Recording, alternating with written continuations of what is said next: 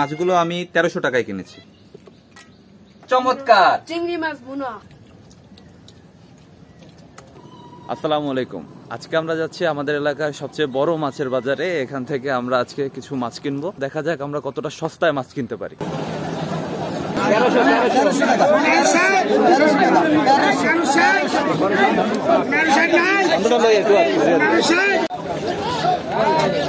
আজকে মাছ কিনতে গিয়ে আমরা খুব বেশি মাছ কিনতে পারিনি, শুধুমাত্র কয়েকটা চিংড়ি মাছ কিনেছি, কারণ আজকে মাছের দাম খুবই চড়া ছিল।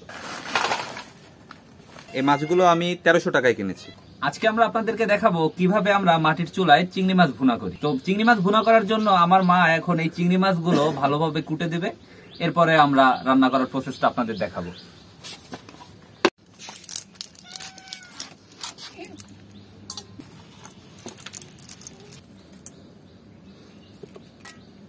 এবার আমরা পেঁয়াজ এবং মরিচগুলোকে কেটে নিচ্ছি।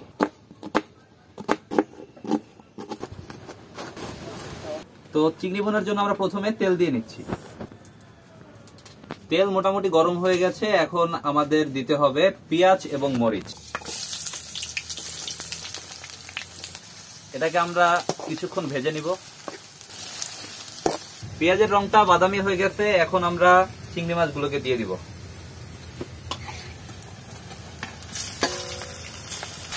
ভালো করে নেড়ে নিচ্ছি। এবার আমরা পরিমাণ মতো হলুদের গুঁড়ো দিয়ে নিব।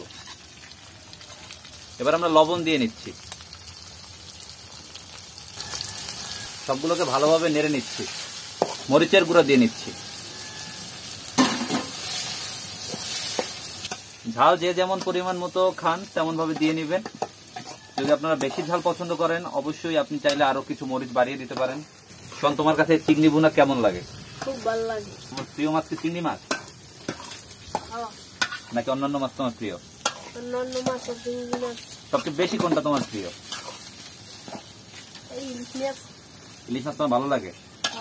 অবশ্য আমরা নদীর পাড়ের মানুষ, আমাদের বেশিরভাগ মানুষই এই ইলিশ মাছটাই বেশি পছন্দ করে, কারণ আমরা একদম তাজা ইলিশ মাছটা খেতে পারি। চিংড়ি মাছটা আমাদের পরিমাণ মতো ভাজা হয়ে গেছে, এখন আমাদের পানি দিয়ে নিতে হবে। এখন আমরা 15-20 মিনিটের মতো এটাকে ঢেকে রাখবো। এটাকে ঢেকে রাখার পর 15-20 মিনিট পরেই আমাদের তৈরি হয়ে যাবে চমৎকার চিংড়ি মাছ ভুনা। 15 মিনিটের মতো হয়ে গেছে, এখন আমরা দেখবো আমাদের চিংড়ি ভুনার কি অবস্থা।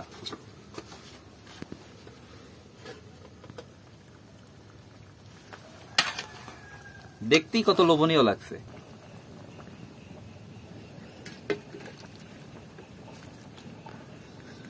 আমাদের রান্না বান্না শেষ। এখন আমি, আমার এক মামা আর সোহান, এই তিনজনে মিলে এখন খাবো। আপনারা দেখতে থাকুন।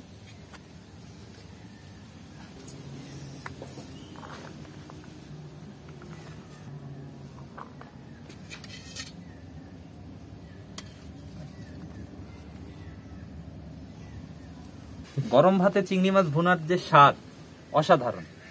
দেখি আজকে আমাদের রান্না কেমন হয়েছে। বিসমিল্লাহির রহমানির রহিম। কেমন? Test yummy.